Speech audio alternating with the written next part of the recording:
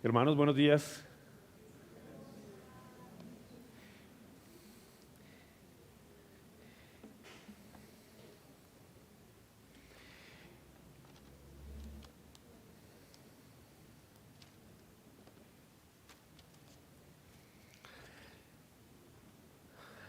Le quiero pedir y recordar, porque es algo que hemos venido haciendo por mucho tiempo. Ponga su celular en modo avión, en silencio, la manera que le sea más cómoda, de forma que no le haga perder también el estar aquí, en este momento. El tomar esto como debe ser, como el tiempo que pertenece al Señor. Así que, dando gracias a Dios y dándole gracias también a David por su oración. Que el Señor nos ayude, que el Señor sea glorificado hoy, hermanos. Que Él sea el objeto de toda adoración hoy y siempre, en todo tiempo y en todo momento. Y es que, hermanos, por estos días, y no me refiero a estos últimos días, sino por mucho tiempo, hemos visto y hemos vivido tiempos en donde no es fácil confiar en las noticias o en las palabras de los hombres. No es fácil confiar en las noticias diarias, todo debe pasar por altos procesos de verificación, todo debe pasar por polígrafos, entrevistas, personas especializadas en detectar mentiras. Las afirmaciones de las personas deben ser expuestas y puestas en duda una y otra vez antes de ser creídas. La palabra de los hombres no tiene ningún valor. Estos son tiempos diferentes. Antes, los hombres no firmaban documentos, daban su palabra, porque tenía valor, porque era verdad. Hoy no. ¿Cuál es la razón para que esto sea ahora así? Bueno, la verdad se ha extraviado, se ha perdido, se ha diluido, se ha convertido en algo relativo, porque ese término afecta ahora la verdad. Por eso se permite dudar de la palabra de los hombres, por eso se permite dudar de la veracidad de la palabra de los hombres. Incluso, esa es una de las razones por la que se permite dudar del Evangelio, dudar de la veracidad del Evangelio. Y es que los hombres han manipulado y despreciado el Evangelio, diluyéndolo por medio de filosofías, diluyéndolo por medio de pensamientos humanos. Incluso la predicación hoy no tiene un valor para algunos que se hacen llamar creyentes. Todo pensamiento humano que se centre en el hombre como capaz de enmendar su camino de perdición por medio de sus capacidades no es más que una falsa noticia, infructuosa y engañosa, que trae vergüenza y que causa aflicción al corazón de un hombre, especialmente del hombre natural. Y eso no es puesto en duda muchas veces, sino aceptado sin ser revisado. Pero nosotros los que creemos, para nosotros el Evangelio no es así. Es poder de Dios. Y por eso vivimos de acuerdo a ese poder. Así que me gustaría que me acompañara a dos versos que tal vez todos los hemos escuchado y los hemos incluso memorizado. Bien recordados son estos dos versos. Romanos 1, versos 16 y 17. Porque no me avergüenzo del Evangelio, dice el apóstol Pablo, pues es el poder de Dios para salvación de todo el que cree, del judío primeramente y también del griego. Porque en el Evangelio la justicia de Dios se revela por fe y para fe, como está escrito, mas el justo por la fe vivirá. El apóstol Pablo desea en estos versos y en toda la carta a los romanos, confrontar, pero también animar a todos y animarnos a todos nosotros como creyentes a contemplar la verdad del Evangelio como el principal tesoro de la doctrina cristiana. Por tal razón, el Evangelio necesita ser conocido por todos nosotros, necesita ser enseñado en todo tiempo y puesto en nuestras mentes y corazones una y otra vez, hasta el día en que nos presentemos delante de nuestro Señor. Así que mi deseo, hermano, no es otro, sino que todos meditemos en el Evangelio como el poder de Dios, un poder que no nos avergüenza, un poder para salvar, trayendo al corazón de los llamados fe, un poder que muestra la justicia de Dios.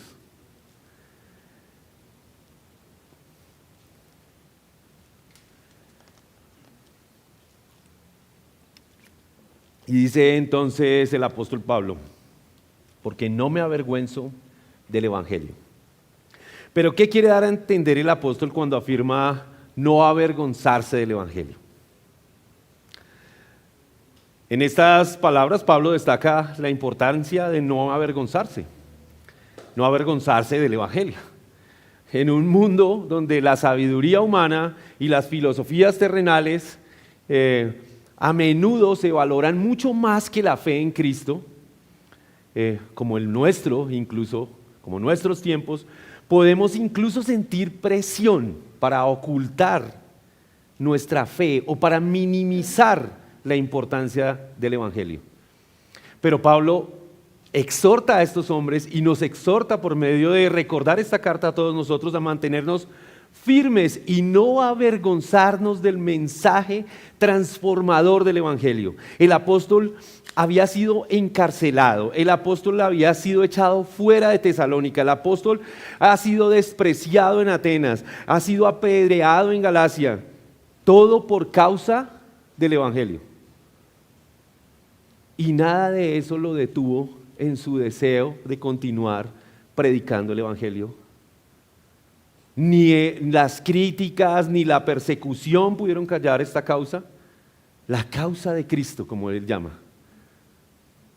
Y aún todas esas persecuciones y angustias y sufrimientos no fueron causa para avergonzarse de ese Evangelio. Pablo no se avergüenza del Evangelio, porque para Pablo no avergonzarse del Evangelio no es una opción de vida. Para Pablo no avergonzarse del Evangelio es la vida. Para él esa es la vida, no avergonzarse del Evangelio. Y es que las personas aman al mundo y la manera de pensar de este mundo.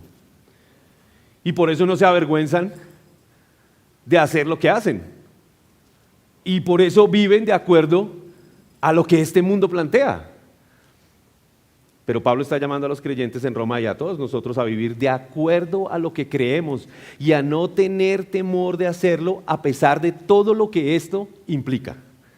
Así como Pablo, nosotros debemos tener por cierto que el trato que recibiremos al predicar y al vivir sin avergonzarnos del Evangelio no es menos que el trato que él ha recibido, ni mucho menos que el trato que Cristo mismo padeció. Pero algo tenemos claro: todo el que cree en este Evangelio, todo aquel que cree en este Evangelio, no será avergonzado. Y estas no son palabras del apóstol Pablo, ni siquiera son palabras que yo quiera hacer mías, que me pertenezcan. Estas son las afirmaciones de Cristo mismo. Él ha dicho: porque el que se avergüence de mí y de mis palabras, de este se avergonzará el Hijo del Hombre cuando venga en su gloria, y la del Padre y la de los santos ángeles. Hermanos, nosotros estamos llamados a no avergonzarnos. El apóstol está afirmando, como también todos nosotros deberíamos hacerlo: yo estoy orgulloso del Evangelio. En Él está mi confianza y por eso yo vivo de la manera que yo vivo. Y es que a todos nosotros, a todos los hombres, nos encanta que nos llamen a participar, ¿verdad? A todos nos gusta ser tenidos en cuenta. A todos nos encanta que nos incluyan en una conversación, que nuestros nombres sean mencionados cuando participamos de alguna tarea o incluso que nos llamen en esos momentos de alegría a participar de la fiesta, ¿verdad? Todos los creyentes también queremos ser llamados a participar de esa tarea gloriosa que el Señor dejó de ir a ser discípulos por medio de enseñarles todas estas cosas, bautizándolos en el nombre del Padre, del Hijo y del Espíritu Santo, ¿verdad? Y eso está bien, pero el apóstol sabe que también no avergonzarse del Evangelio implica participar de las aflicciones que esto traerá. Así que cuando nosotros queremos hacernos partícipes de algo, también nos hacemos partícipes de los sufrimientos que esto implica. Pablo le escribe a Timoteo en la segunda carta que le escribe, en el capítulo 1, versos 8 al 12, diciéndole, por tanto, no te avergüences del testimonio de nuestro Señor, ni de mí, prisionero suyo, sino participa conmigo en las aflicciones por el Evangelio según el poder de Dios. Y termina diciendo hasta el verso 12, bueno, después muestra aquella salvación. Él nos ha salvado y nos ha llamado con un llamamiento santo, no según nuestras obras, sino según su propósito y según la gracia que nos fue dada en Cristo Jesús desde la eternidad. Pero luego concluye el apóstol Pablo diciendo, por lo cual también sufro estas cosas, pero no me avergüenzo. Usted puede estar seguro de que no se avergüenza del Evangelio cuando usted está dispuesto a hacerse partícipe, también de las aflicciones que éste trae. La vida cristiana es una batalla, ¿verdad? Lo hemos dicho y lo ha afirmado también el apóstol Pablo.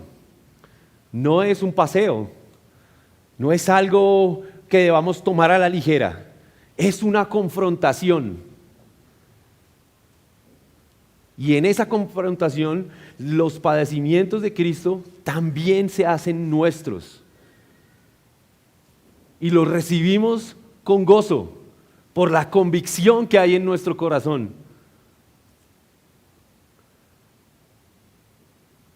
Esos padecimientos son aquellos que nos recuerdan que podemos estar firmes, que hacen parte de esta lucha que sostenemos contra este mundo, contra el pecado, contra la maldad. No avergonzarse entonces también es saber que seremos rechazados, insultados, en algunos casos perseguidos por causa del Evangelio que predicamos. Y es que aún en nuestro medio, la persecución no viene en formas tan complejas como viene en otros lugares de este mundo, ¿verdad? Como sucede en Asia o en Medio Oriente tal vez. Pero de una manera progresiva vamos viendo cómo esto se hace cada vez más latente, cada vez más evidente. Pero aún así, a pesar de que no enfrentemos todos la misma persecución, sí hay cosas en nuestra vida diaria por causa del Evangelio que nos ayudan a contemplar cómo esto está creciendo y cómo se va haciendo evidente. Por ejemplo, algunos de nosotros sabemos lo que es ser callados porque nuestros pensamientos son demasiado conservadores o tal vez porque no se adecúan a este mundo. Esta sociedad busca callarnos porque pensamos diferente a ella, porque nuestro pensamiento es el Evangelio y no lo que este mundo piensa. Dejamos de ser tenidos en cuenta para muchas cosas porque somos creyentes, porque el Evangelio de Cristo para nosotros es verdad, la única verdad.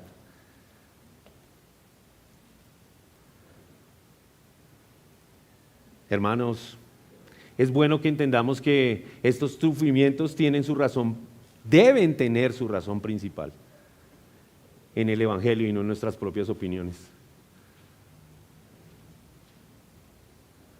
También encontramos cómo el apóstol Pedro describe estas situaciones en la primera carta que él escribe, en el capítulo 4, versos 12 al 19, dice el apóstol Pedro: amados, no se sorprendan del fuego de la prueba que en medio de ustedes ha venido para probarlos, como si alguna cosa extraña les estuviera aconteciendo. Antes bien, en la medida que se comparten los padecimientos de Cristo, regocíjense, para que también en la revelación de su gloria se regocijen con gran alegría. Si ustedes son insultados por el nombre de Cristo, dichosos son, pues el Espíritu de gloria y de Dios reposa sobre ustedes. Ciertamente, por ellos Él es blasfemado, pero por ustedes es glorificado. Que de ninguna manera sufra a alguien de ustedes como asesino o ladrón o malhechor o por entrometido, pero si alguien sufre como cristiano, que no se avergüence, sino como tal glorifique a Dios. Porque este tiempo del juicio, de que comience el juicio por la casa de Dios, y si comienza por nosotros primero, ¿cuál será el fin de los que no obedecen al Evangelio de Dios? Y si el justo con dificultad se salva, ¿qué será del impío y del pecador? Así que los que sufren conforme a la voluntad de Dios, encomienden sus almas al fiel Creador, haciendo el bien. Hermanos, ustedes, todos nosotros, todos hemos sido llamados a participar de los padecimientos del Evangelio. Cuando haciendo el bien, cuando haciendo según la voluntad del Señor, este mundo nos rechaza y nos persiga. Que nadie piense que un padecimiento cristiano puede ser por causa del pecado o por causa de un delito o por estar metidos en chismes y celos y contiendas vanas. La causa de nuestras persecuciones legítimas es el Evangelio de Cristo y su predicación. Haya pues en nosotros también esta actitud que hubo en Cristo. Él mismo menospreció la vergüenza, humillándose hasta lo sumo, tomando forma de siervo y muriendo en la cruz. Pero, ¿por qué es tan valioso el Evangelio? Pablo responde: porque el Evangelio es poder para salvación. No hay mayor mensaje, hermanos, no hay un mensaje mayor que el Evangelio. Pero a pesar de su importancia, muy a menudo es distorsionado o simplificado, y la gente a menudo compara o piensa que el Evangelio se trata de hallar el propósito para tu vida. Tal vez el Evangelio se trata de encontrar significado para esta vida, para este mundo, o se simplifica en el hecho de tener una relación personal con Jesús.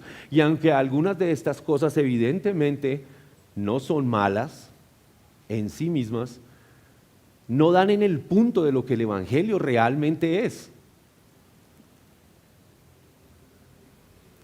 Porque la gracia de Dios, dice el apóstol Pablo, escribiéndole a Tito, se ha manifestado trayendo salvación a los hombres, enseñándonos que negando la impiedad y los deseos mundanos vivamos en este mundo sobria, justa y piadosamente, aguardando la esperanza bienaventurada de la manifestación de la gloria de nuestro Dios y Salvador, Cristo Jesús.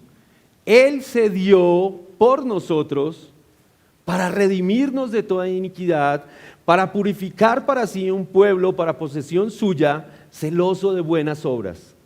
Esto habla y exhorta y reprende con toda autoridad, dice el apóstol Pablo. El Evangelio es el glorioso mensaje de salvación que Dios ofrece a los pecadores. Son las buenas noticias de la muerte y resurrección de Cristo por los pecadores.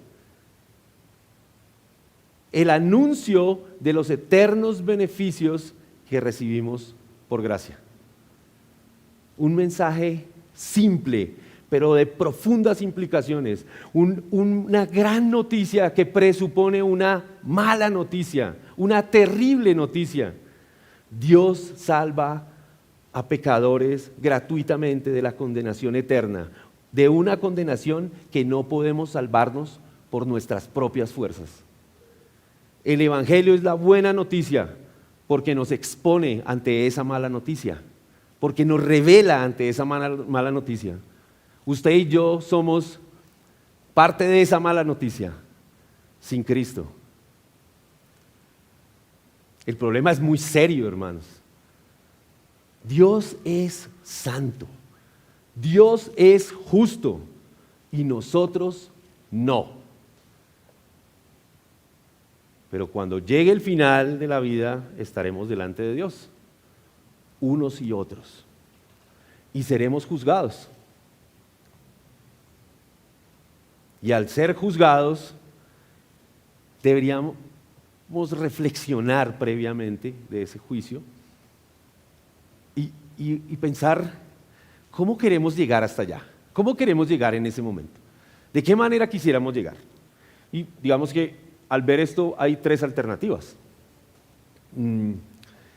Llegar con nuestra propia justicia sería una alternativa. Llegar sin ninguna justicia es otra alternativa. O llegar descansando en la justicia de otro. Y en este caso, el Evangelio nos recuerda que no es en nuestra justicia que nosotros podemos presentarnos delante de Dios, sino que es en la justicia que es en Cristo Jesús que nosotros podemos presentarnos ahora delante de Dios. No es mi justicia, no son mis obras, sino son las de Cristo.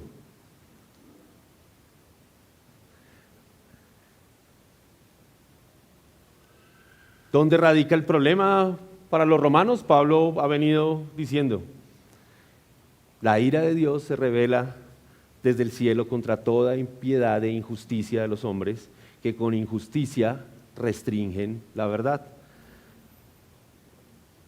Él pagará a cada uno según sus obras.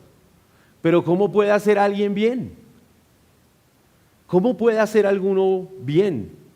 También más adelante en el capítulo 2, y también es una afirmación bien conocida por nosotros, que todos hemos, perdón, en el capítulo 3, no en el capítulo 2, todos hemos pecado, ¿verdad? Y porque todos pecaron, no alcanzan la gloria de Dios, dice el apóstol Pablo. Así que no hay forma que nosotros en sí mismos encontremos ni esa justicia suficiente, ni una manera de alcanzar esa gloria de Dios. La buena noticia entonces es que Jesús, Cristo mismo, tomó ese lugar. Cristo vino a este mundo, moró en medio de nosotros, se desprendió de esa naturaleza propia de Dios, haciéndose sumamente vil, lo más vil posible, tomando forma de hombre. ¿Para qué? Para en esa humillación, en ese estado como el nuestro, semejante al nuestro, vivir una vida perfecta, obediente hasta la muerte, para en esa vida satisfacer las demandas de la justicia divina, alcanzando por nosotros lo que no podíamos hacer nosotros mismos. Por eso el Evangelio es tan valioso, porque el Evangelio nos recuerda que Él tomó nuestro lugar. Y como lo mencionaba ahora David, y como lo leemos en la carta que escribe el apóstol Pablo a los Corintios, y como usted lo puede leer, si da una mirada panorámica a toda la Escritura, hermanos, Cristo mismo desde el principio ha sido prometido a los hombres para salvación. Cristo mismo es garantía para nosotros. La garantía de que aquello que sucedió en el comienzo, con el pecado entrando por causa de la desobediencia de Adán, también en Cristo Jesús ha sido resarcido. Ahora los que creen son redimidos. La única manera en la que puedes y podemos nosotros recibir los beneficios de la vida y la muerte de Cristo es poniendo nuestra fe en Él. solo en Él. Y es que hay algo bien importante y bien interesante del contexto de lo que sucedía en ese momento, en el momento histórico en el que el apóstol Pablo escribe esta carta, y es que en ese mundo romano los hombres querían salvarse. Los hombres querían salvarse. Y yo me pregunto, ¿la gente quiere salvarse? Y todos debemos preguntarnos si eso definitivamente viene al corazón de los hombres. ¿Y cómo puede suceder eso? O sea, la gente se pregunta cómo puede suceder la salvación. Y tratando de mirar un poco de ese contexto de lo que ocurría en ese momento histórico, me encontré con que hay algunos filósofos que hicieron afirmaciones para su momento acerca de la salvación. Tienen unos nombres raros, pero espero leerlos bien. Por ejemplo, Epictetus llamó a su cuarto de conferencias, un lugar donde él hacía unas reuniones, el hospital para el alma enferma. Epicurus llamó a su enseñanza la medicina de salvación. Séneca, tal vez suena un poco más conocido, dijo que debido a que los hombres estaban tan conscientes de su maldad y su ineficiencia en las cosas necesarias, todos los hombres están buscando la salvación. Y también hay una afirmación de Epictetus que dice que los hombres están buscando la paz y no la proclamación de César, sino en la proclamación de Dios. Pero todos estos hombres buscaban en sus propias fuerzas. Mas el apóstol Pablo dice que Cristo lo envió a predicar el evangelio, no con palabras elocuentes para que no se haga vana la cruz de Cristo, porque la palabra de la cruz es necedad para los que se pierden, pero para nosotros los salvos es poder de Dios, porque está escrito: destruiré la sabiduría de los sabios y el entendimiento de los inteligentes desecharé. ¿Dónde está el sabio? ¿Dónde está el escriba? ¿Dónde está el que sabe discutir en este siglo? ¿No ha hecho Dios que la sabiduría de este mundo sea necedad? Pues ya que en la sabiduría de Dios el mundo no conoció a Dios por medio de su propia sabiduría, agradó a Dios mediante la necedad de la predicación salvar a los que creen. El evangelio tiene poder y un propósito definido. Es poder para salvación.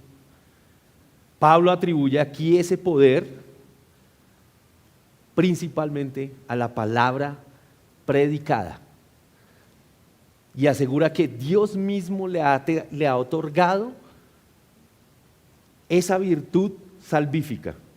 El apóstol Pablo ha experimentado que el evangelio es poder para salvación. Su vida es una evidencia de ello.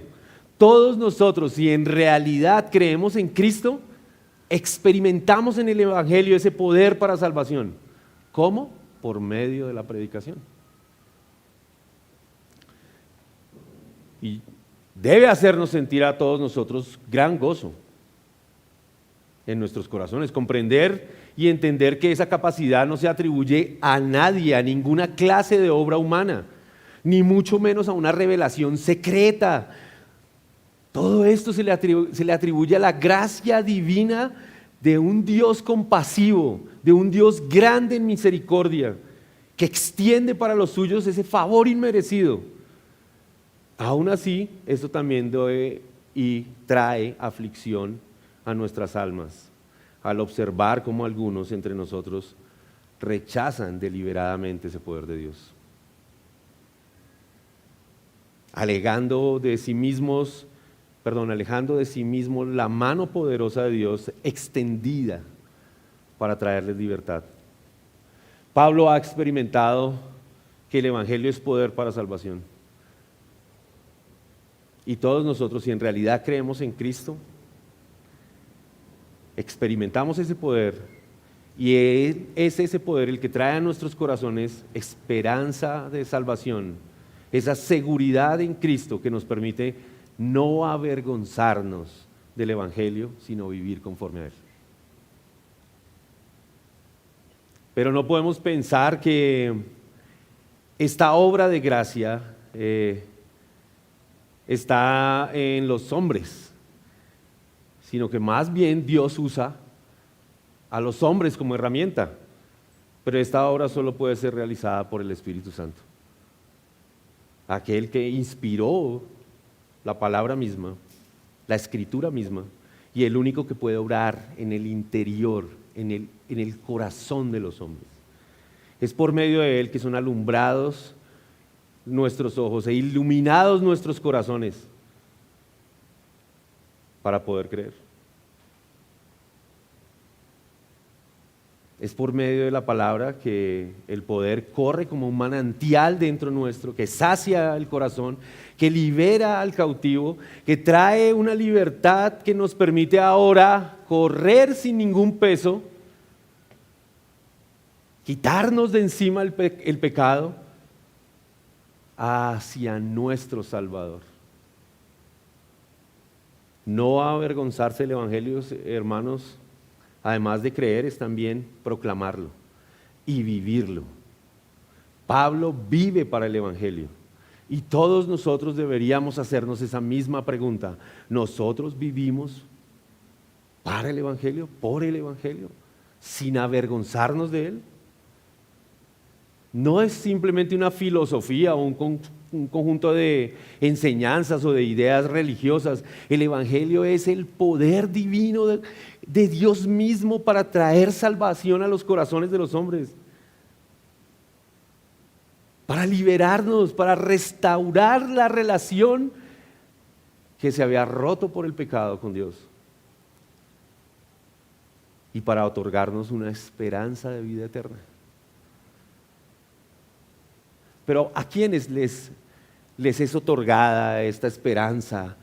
¿Y a quiénes les es librado los corazones de esta esclavitud del pecado? Bueno, el apóstol Pablo dice, a todo el que cree. Y también en esta carta, la carta a los Corintios, el apóstol ha dicho que para los llamados, tanto judíos como griegos, Cristo es poder de Dios y sabiduría de Dios. Para los llamados.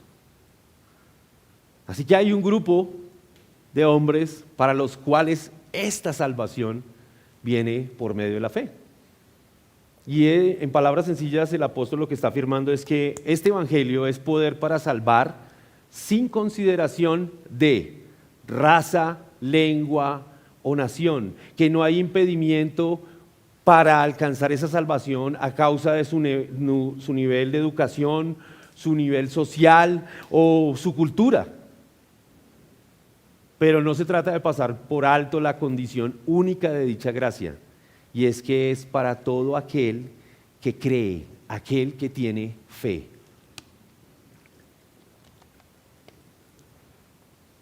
Y como lo menciona el libro de Hebreos, ¿qué es la fe?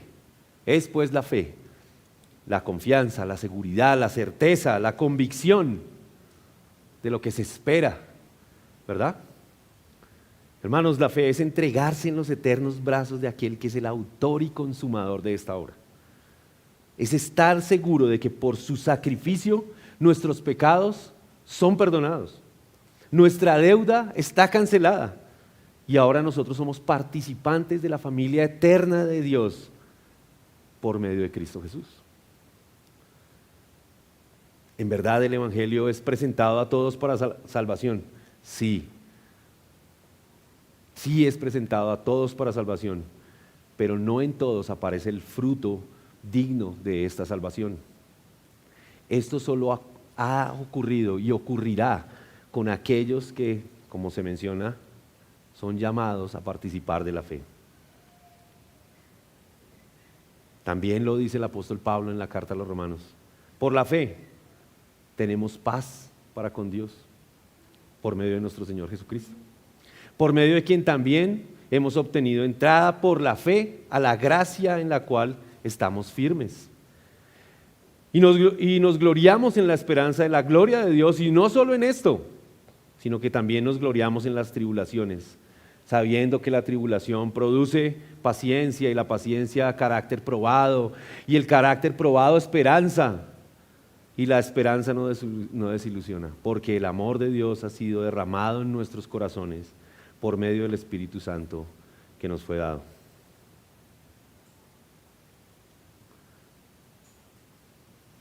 Aunque pueda traer dolor a nuestros corazones y aflicción el contemplar que algunos serán pasados por alto, debemos también tener en cuenta que no es a causa del Evangelio, sino de su propio pecado que serán pasados por alto.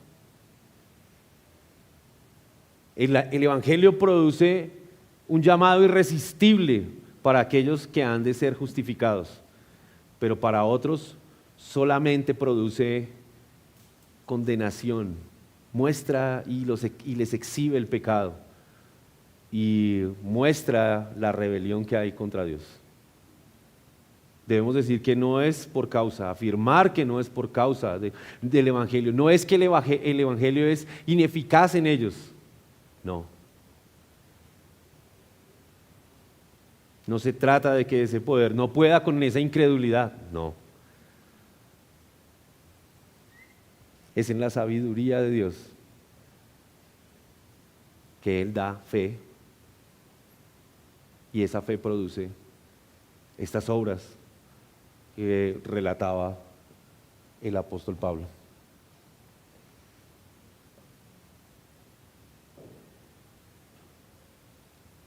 Ese poder, el poder del Evangelio trae fe, es un don de Dios otorgado por su gracia, y no es algo que los seres humanos podamos producir en nosotros mismos. Y el apóstol Pablo lo resuelve diciendo entonces que en el Evangelio la justicia de Dios se revela por fe y para fe.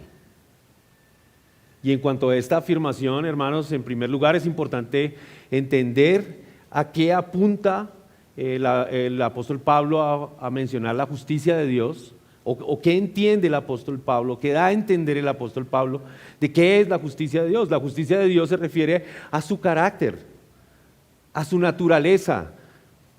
Él es santo, justo y recto. Dios es absolutamente santo, justo y recto en todos sus caminos y en todas sus acciones.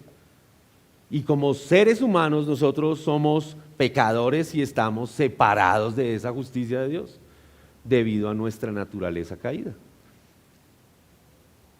Pablo está estableciendo que la justicia de Dios se revela en el Evangelio. El Evangelio es buena noticia porque nos recuerda la obra redentora de Cristo en la cruz, que nos ofrece la salvación a los que creemos. En el Evangelio vemos cómo Dios en su justicia provee una solución para nuestra falta de justicia y nuestro pecado. La justicia que viene por medio del Evangelio no puede ser otra que la justicia que Dios aplica libremente al salvar a hombres pecadores por medio de la obra sustitutiva de Cristo en la cruz. Esa es la justicia que vale ante Dios, y esa es la justicia que Pablo considera. Pero él dice que esa justicia se revela en el Evangelio por fe y para fe, destacando dos aspectos importantes del Evangelio. La justicia de Dios se revela por fe primero. Esto significa que la única manera en que nosotros podemos acceder a la justicia de Dios es a través de la fe en Cristo Jesús. No podemos obtenerla por nuestros propios méritos, ya lo hemos dicho, o por nuestras propias obras. No son buenas nuestras obras, son como trapos de inmundicia. Es a través de la fe en Cristo y su obra que nosotros podemos ser declarados justos ante Dios. Pero en segundo lugar, la justicia de Dios se revela para fe. Esto significa que la justicia que se nos ofrece en el Evangelio es para recibirla y experimentarla por medio de una fe continua. La fe no es solo un evento único, sino que es un estilo de vida continuo, de confianza y absoluta dependencia en Dios por medio de Cristo Jesús. A medida que crecemos en nuestra fe, experimentamos cada vez más y entendemos cada vez más la justicia de Dios. Y es que es también por medio de la fe que nosotros nos defendemos de los ataques del enemigo. Pero esa fe necesita ser fortalecida. Y en el Evangelio encontramos, en esos dones que trae el Evangelio, como la palabra predicada, encontramos que nuestra fe puede ser alimentada, fortalecida y cada vez crece más por medio del Evangelio. Cuando el apóstol dice que en el Evangelio la justicia de Dios se revela por fe y para fe, destaca que la justicia de Dios se hace accesible a través de la fe. Y esta fe debe ser nuestra lucha diaria, nuestra constante. La fe en Cristo nos permite recibir y experimentar la justicia de Dios. Porque esa fe nos reconcilia, nos recuerda que hemos sido reconciliados con Él por medio de Cristo. Lo cual trae a nuestros corazones y a nuestras mentes la esperanza de la vida eterna. El Evangelio nos recuerda que por medio de la predicación y la meditación de la palabra, nuestra fe será aumentada y afirmada cada día que hagamos uso de esos medios.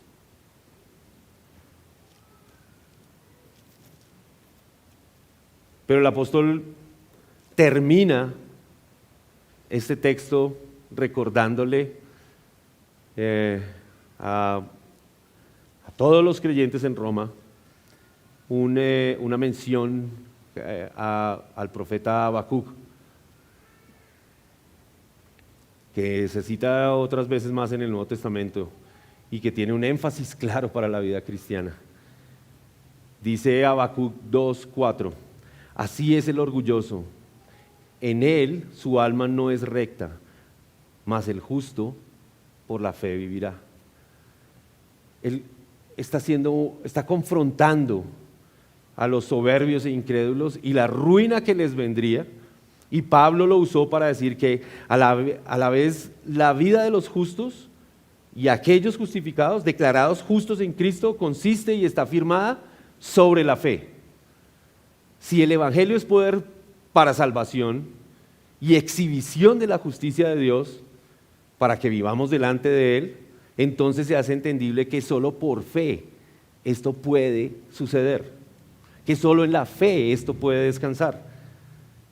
Y hay algo interesante en esa afirmación del apóstol Pablo, y es que la manera en la que está conjugada esa afirmación, por la fe vivirá, está en tiempo futuro. Por la fe vivirá.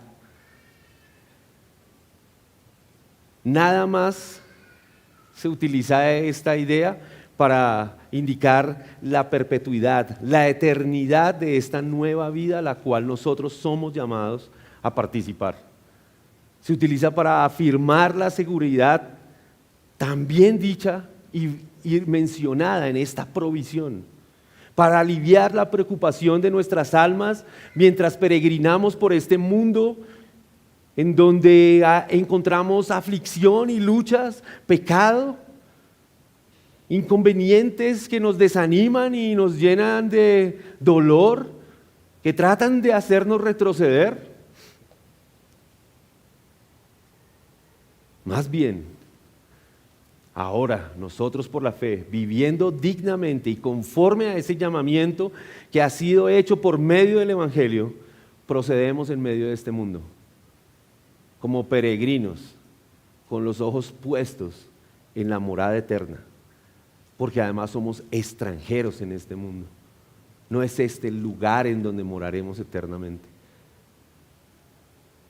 Solo la fe conduce a una vida verdadera. Solo por la fe podemos reposar en Dios.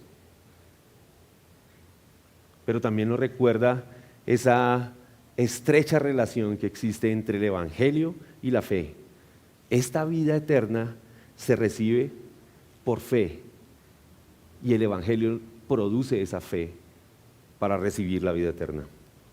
Hermanos, el Evangelio revela a Cristo, el esposo sacrificado en la cruz, el esposo humillado y martirizado, quien por medio de esa resurrección gloriosa y en esa exaltación ahora está a la diestra del Padre,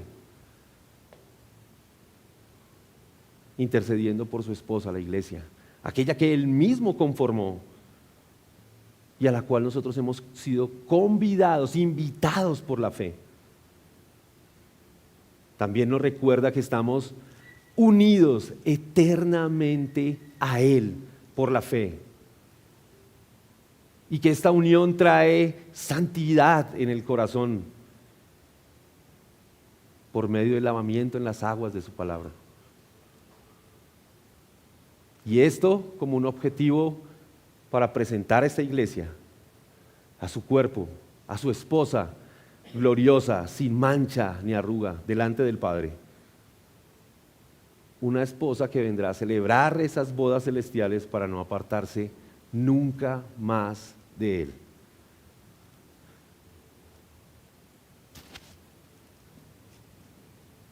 Algunas aplicaciones que deberíamos extraer de lo que dice, de esta mención tan común y que recordamos tan fácilmente, pero que a veces no aplicamos tan fácilmente. Este texto es un texto que creo que casi todos nosotros que hemos estado por algún tiempo en el Evangelio, no solamente recordamos, sino que lo hemos tenido memorizado muy bien. Pero a veces cuando se convierte en algo tan práctico se nos olvida pasar por ahí de nuevo y recordar que esto lo necesitan nuestros corazones. El Evangelio es una necesidad de nuestros corazones constante. Para todos nosotros como creyentes, hermanos, no avergonzarse del Evangelio va mucho más allá de decirnos en nuestra propia justicia que somos cristianos. Es ser hallados partícipes de los padecimientos por causa del Evangelio. Es ser resistidos por el Evangelio, rechazados y vituperados incluso, pero también es decir que aún en esto confiamos en aquel que es el autor y consumador de esta obra. Aquel fiel, aquel que murió dándole autenticidad a esta verdad. La seguridad del poder del Evangelio descansa sobre la locura de la predicación. No es con palabras elocuentes, sino con una verdad sencilla, pero firme, que proviene de las Escrituras, que los hombres destinados a esta salvación son dotados de esa fe salvífica, convencidos y transformados en su hombre interior para vivir esa clase de vida que solo una mente regenerada busca vivir. Valoremos la predicación, hermanos. Llevemos la predicación a la vida diaria, constante, práctica, sin avergonzarnos de nada, sino confiando en el poder y la fuerza del Señor, que es enseñada a través de las Escrituras.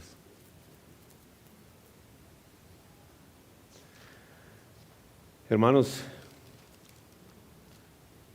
ha dicho el apóstol Pablo, pero ahora Cristo ha resucitado de entre los muertos, primicias de los que durmieron, porque ya que la muerte entró por un hombre, también por un hombre vino la resurrección de los muertos. Porque así como en Adán todos mueren, también en Cristo todos aquellos que por fe han sido llamados son vivificados. Así que si escuchamos por primera vez este Evangelio, la mesa está servida. El banquete está puesto sobre la mesa. Los invitados a la boda ya la conocen, son llamados. Usted no está aquí por casualidad. ¿Qué elegirá? ¿La fe o la incredulidad?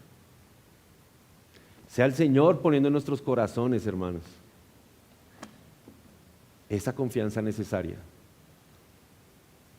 Sea el Señor ayudándonos a poner nuestra confianza en el Evangelio, a levantar nuestros ojos al cielo y a ver a Cristo exaltado en gloria, reinando con poder, intercediendo por nosotros. ¿En quién podemos confiar sino en Él? Señor, te damos gracias, Dios mío, porque al recordar, Señor, tu palabra, Señor, al recordar el Evangelio, Señor, al recordar, Dios mío, que enviaste a tu Hijo, quien en forma voluntaria, Señor, se entregó, quien de manera total se entregó, humillándose, Señor, tomando esta forma de siervo y rindiéndose, Señor, a sí mismo entregándose. Ahora nosotros, Señor, tenemos entrada delante de ti.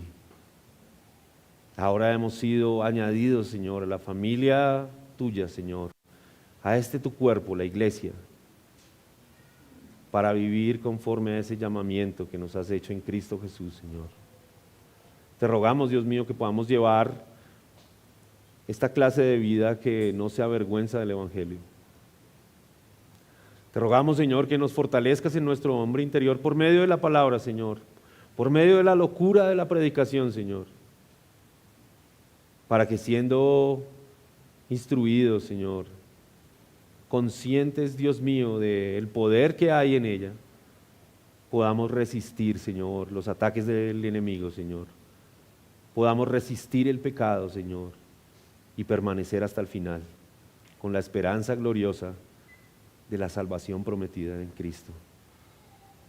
Señor, oramos por aquellos que escuchan tu palabra, Señor, por aquellos que escuchan esta obra maravillosa, esta buena noticia de que enviaste a tu Hijo a tomar nuestro lugar y a pagar por nosotros para satisfacer las demandas de tu justicia, Señor, para que sus corazones y sus mentes, Señor, sean alumbrados por medio de esta palabra, de esta verdad, Señor, por medio de la obra de Cristo. Señor, para aquellos que tú has llamado desde antes de la fundación del mundo, para que aquellos, Señor, escuchen, Señor, y atiendan a tu palabra, Señor. Nos gloriamos, Señor, en la soberana voluntad, Señor, en la salvación, en la obra de Cristo. Descansamos, Señor, de nuestras propias obras. Te rogamos, Señor, que tengas misericordia de nosotros, Señor. Te rogamos que nos ayudes durante este tiempo, Señor, a poner en práctica aquellas cosas, Señor, a resistir, a no avergonzarnos y a confiar, Señor, en ti. Ayúdanos a glorificarte, Señor. Ayúdanos a que todo lo que hagamos sea para la gloria tuya, Señor. En Cristo Jesús. Amén.